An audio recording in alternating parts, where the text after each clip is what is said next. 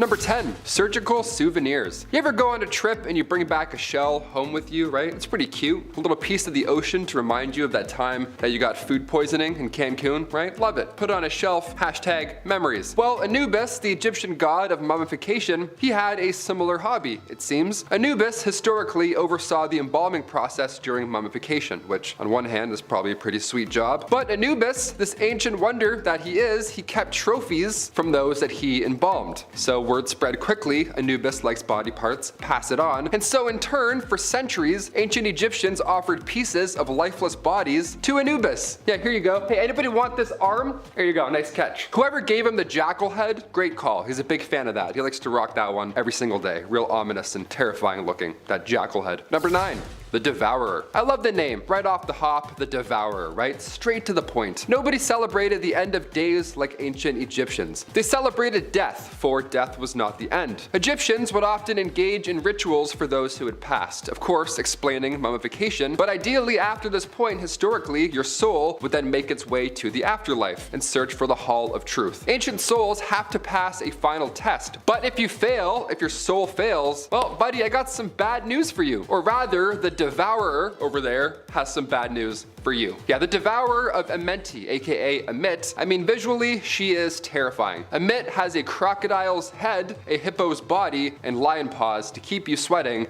and at bay. Number 8, the final exam. So say you want to avoid meeting the Devourer of Amenti. Okay, what's the game plan here? What's this final exam that you have to pass? Is it high jump? If it's high jump, I might be okay. Maybe. Depends, on a good day. This final test placed the heart of the recently deceased on a scale. Being a Libra, I actually love this. Your heart was weighed against a white feather, which represented balance. Now, if there was unbalance, Amit would then eat your entire existence. So, yeah, you best behave. Hit that thumbs up or else, you know. Number 7, first for everything. Egyptian gods created other Egyptian gods in creative and beautiful ways. Egyptian mythology says the first ever god, Ra, was born out of the sea. Ra, or Autumn, was eager on having children and creating other gods. But without a partner, and being alone and the universe and all, the process can be quite difficult. It's a lonely road being a god and all, so mythology also shows that Ra did end up having children. He created Shu, the god of air, and Tefnut, the goddess of moisture. But in order to do so, Ra had to breed with his own shadow. Yeah, his shadow, like Peter Pan, you know what I mean? And in order to give birth, said children were spat out of Ra's mouth. That's pretty bad. That's pretty crazy, but it's still not as crazy as a seahorse giving birth. Yeah, I'd rather witness Ra giving birth out of his mouth than a seahorse any day. You shoot them out by the millions. Number 6, the Lady of Terror. If Ra has you shaking in your boots, wait until you hear about the Lady of Terror. Okay, again, great name. Sekhmet is a lion-headed goddess, so again, appearance-wise, pretty jarring to come across. Now, this goddess got the nickname by controlling diseases. Now, on paper, that sounds like something we could definitely benefit from. But Sekhmet could also spread pestilence and plagues against anybody who pissed her off. So, yeah, not ideal. Imagine if your ex could control plagues and pestilence. You know what I mean? Wouldn't be a good time. You'd be Sekhmet's name is derived from the Egyptian word for power, which is just what you want in your local physician. Nice. Number 5. Gaius Valerius Catullus rap battle. Who doesn't love a good beef? Now, Catullus was a major poet, his works moving away from the retelling of classic tales and focusing more on the telling of day-to-day life. The personal nature of his works have lived in the minds of thousands, depicting humor, romance, and the beauty of day-to-day life. However, Catullus was no stranger to critics, 2 of his biggest being another poet, Furius, and Senator Aurelius. Now, constructive critique can be wonderful for artists. After all, it's the only way that you can improve. However, Catullus seemed to take a different view, writing a poem in dedication to his critics. Commonly referred to as Catullus 16, this poem was so filthy that it wasn't fully translated until the 20th century, and even then, several lines were heavily censored in most publications. Want to hear it? Well, it reads... Number 4. Roman birth control. Romans were... well, they got around a lot. Now, unless you want to deal with the immediate consequences of a whole lot of lovin', you've gotta figure out a way to stay safe. Picking up condoms from a shopper's wasn't really a thing, and Plan B hadn't been invented yet, so what was the plan? Well, it turned out that the Romans had discovered an herb called silphium, which supposedly had contraceptive properties. Whether or not that's actually true remains to be seen, specifically due to the fact that you can't find it anymore. That's right, the Romans were so raunchy and silphium was so popular that they caused the complete extinction of the plant, the last stalk of it reportedly being given to Emperor Nero. Now in 2020 there has been a theory presented that there is a similar herb, or a relative, found in Turkey, and it could be the surviving relative of the plant, but to this day not a sprig of silphium has been found. Apparently it looks like a heart though. Aww, ecological devastation. Number 3. Roman baths. The terms made its way around. Roman baths are synonymous with the country and culture as a symbol of civilization. But you've listened to enough of this list so far, so you can probably figure out where this is going. See, while Romans were known for their hygiene, urine laundry aside, they were usually pretty nasty when it came to bath time. Soap wasn't really a thing, so the baths were basically just huge vats of oil that they just slather up all in there. Now these oils were perfumed, but they were also reused frequently and were washed off using a strigil, a sort of scraping tool, so you know, just spoon the dirt off. Ugh. Number 2. Cato the Younger. Alright, here's a fun one. Marcus Porcius Cato, also known as Cato the Younger, was a Roman senator in the later years of Rome. A hugely influential man, his life was fraught with turmoil and strife. He was also a strong opposer of Julius Caesar's Hellenistic principles. Cato had no trouble joining the opposition on the brewing civil war. Now, during that civil war, Cato took command of a campaign in Utica, a tough campaign that he generally just planned to abandon alongside the Roman Empire. However, once they'd been defeated, Caesar moved to pardon Cato's family and allies. Convinced his end was drawing near, Cato took his life against his friends' and family's advice, stabbing himself in the abdomen. Now, some accounts claim that he actually drew out his own entrails from his body when the physicians attempted to heal him, ensuring that he wouldn't see Caesar's Rome. Maybe he knew that Caesar was planning to pardon him as well, which Cato would have considered the crueler punishment. Number 1. Caligula's horse. We'd be remiss not to talk about the antics of Emperor Caligula. Famed for his strange ways, one of the greatest legends of an already infamous emperor was his attempt to have his favored horse, Incitatus, enlisted as a consul. According to Suetonius's Lives of the 12 Caesars, this horse was dressed in lush finery, inviting dignitaries to dinners, and according to Cassius Dio, the horse was fed oats mixed with gold flakes and also possibly a priest. Now, a lot of this is left up to debate, and a number of historians will argue that this was nothing more than a prank at the expense of the Senate. While never officially made a consul, this horse has lived on in infamy, inspiring a number of fictional depictions in modern media, including the metal band Caligula's Horse. Regardless of the official status of the horse, the truth seems to be that this was nothing more than an attempt to mock his senators, but what a method of mockery. In our number 10 spot today, we have lobotomies. Did you know that it used to be common practice for people to just get a part of their brain cut out? Okay, well maybe not common, but it wasn't as uncommon as you would hope. Lobotomies used to be considered an excellent and efficient cure for things such as mental health problems, which thankfully is a practice that has not survived for a very good reason. Of course, in modern medicine, lobotomies still exist, but only when actually necessary, and there is of course a lot more knowledge about the dangers and effects. One well-known person to have undergone one of these procedures was Rosemary Kennedy, who was John F. Kennedy's sister. She was experiencing seizures as well as mood swings, and while these seizures certainly were something that needed to be looked after for her health, I'm not sure if the mood swings necessarily needed some kind of medical intervention. Anyways, to quote-unquote cure her, they had a lobotomy performed on her.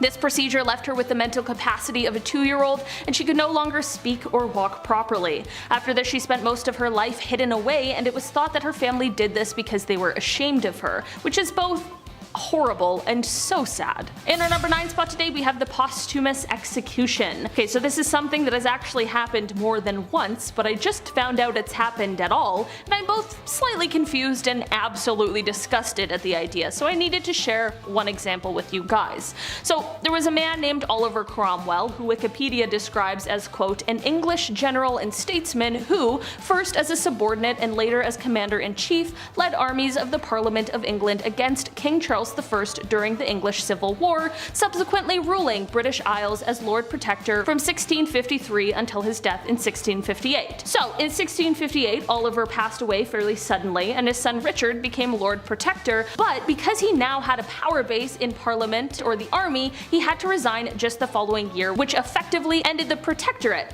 Since there was no clear leadership during this time, George Monk was able to have the Long Parliament restored. He then made some slight constitutional adjustments so that Charles II could be invited back from exile in 1660 and actually be a king under a restored monarchy.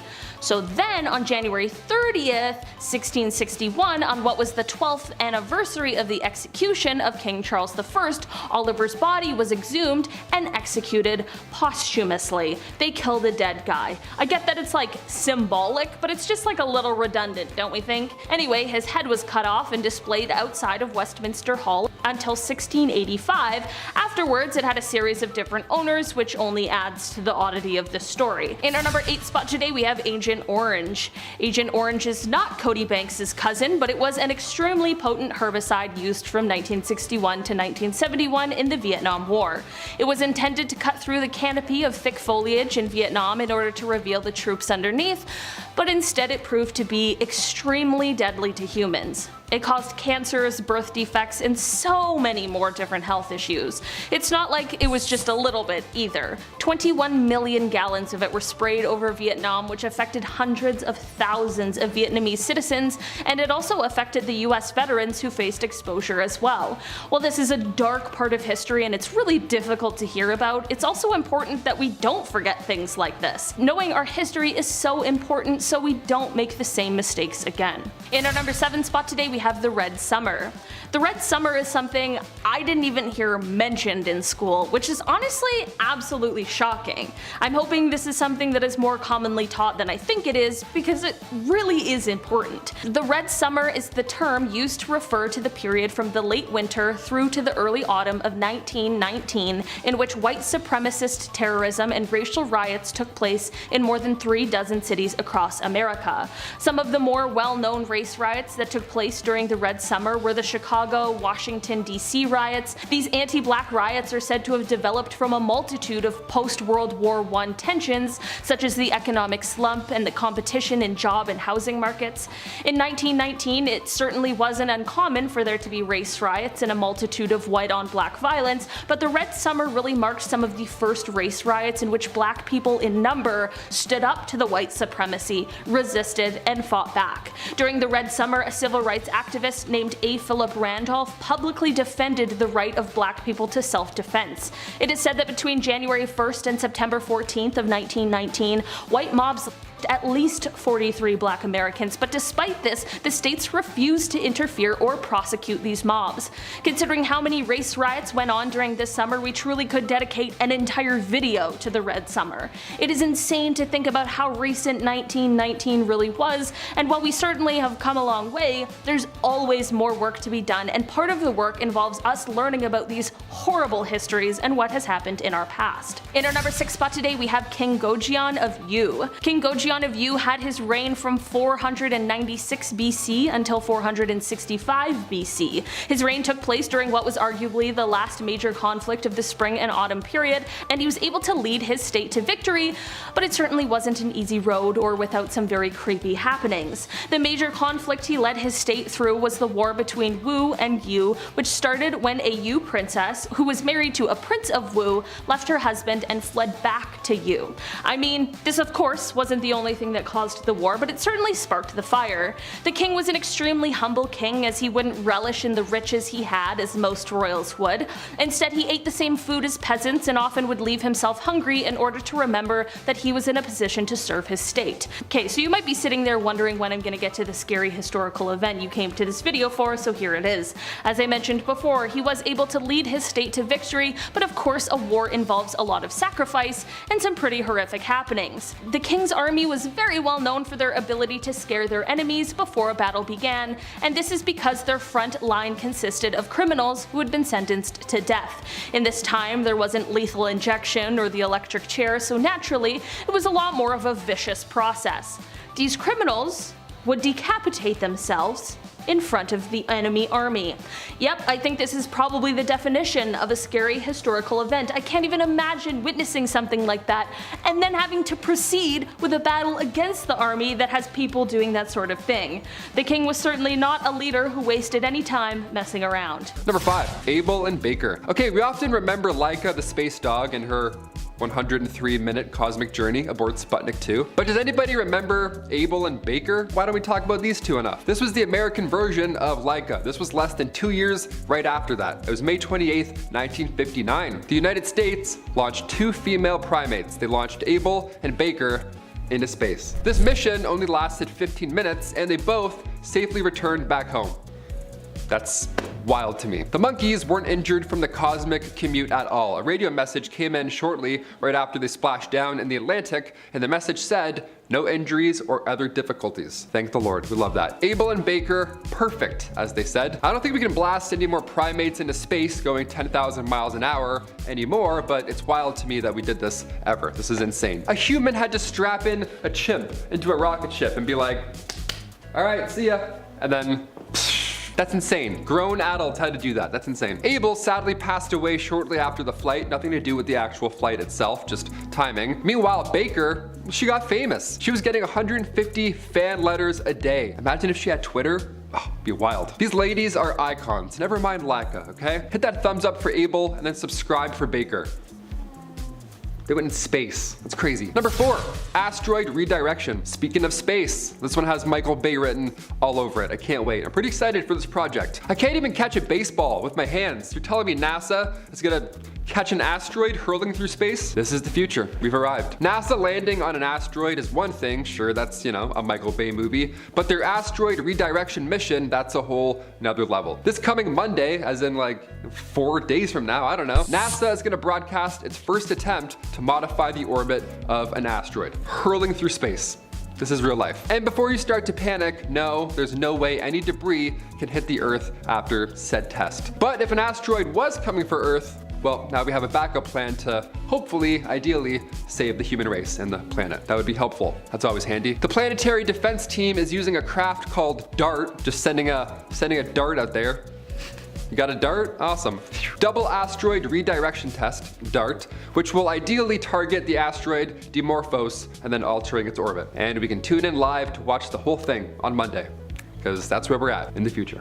We can just tune in live and watch Jake Paul fight someone or watch an asteroid get blasted off of its course. How are you spending your afternoon this Monday? Number 3, mass extinctions. Are we part of the 6th extinction? I mean, we're talking about asteroids getting blasted away from Earth. It kind of feels like it. It kind of feels like something's nearing us. It's happening right now, isn't it? We lose thousands of species every year, and when looking in the past, sure, asteroids and ice ages, they've all caused these massive extinction level events, of course. But after humans invented the wheel and discovered fire and, you know, became the worst things ever to exist, things started to change naturally. In the 1800s, industrialization drove up extinction rates and continues to do so, obviously. We're not helping the planet by any means. And according to Elizabeth Colbert, across the world, scientists every day are monitoring what could be the largest extinction event since the dinosaurs. Right now, it's happening right now. The way human beings interact with the environment and affect biodiversity, it could be more deadly than an asteroid hitting the Earth. That's a fun, scary fact. Okay. With an ever-climbing list of endangered species,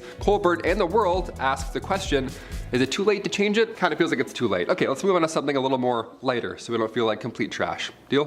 Deal. Number 2, relaxative. Okay, so right off the bat, the Victorian era was a little messy. I'm sure you figured this out by now, but these messy illnesses were putting a lot of pressure on medical practitioners back in the Victorian day, so they were desperate for new treatments. Sometimes I laugh at Victorian medical treatments, but they tried. And they also achieved many medical breakthroughs, one that I saved for number 1. But when it came to handling chickenpox in the Victorian era, that wasn't our finest hour. No, we didn't figure that one out, I don't think, right off the bat. Chickenpox in the Victorian era was being treated by using laxatives. Yeah, just let that sink in for a second. I have chickenpox. What should I do, doc? Just go take a shit. Or 6, I don't know, might help. Yeah, folks would slam some castor oil and then, ready for this? They would get even more sick. Yeah, who would have thought, right? You thought you were uncomfortable before. Well, not even close. Not every answer was a solution in the Victorian era. But this one was. And finally, number 1, the discovery of penicillin. Thank God this one happened. We'll still talk about this one because it's a really good one. Sometimes miracles happen when nobody is in the room or no one's looking. That's ideally the best time. Alexander Fleming discovered penicillin back in 1928. Now at the time, he was actually studying Staphylococcus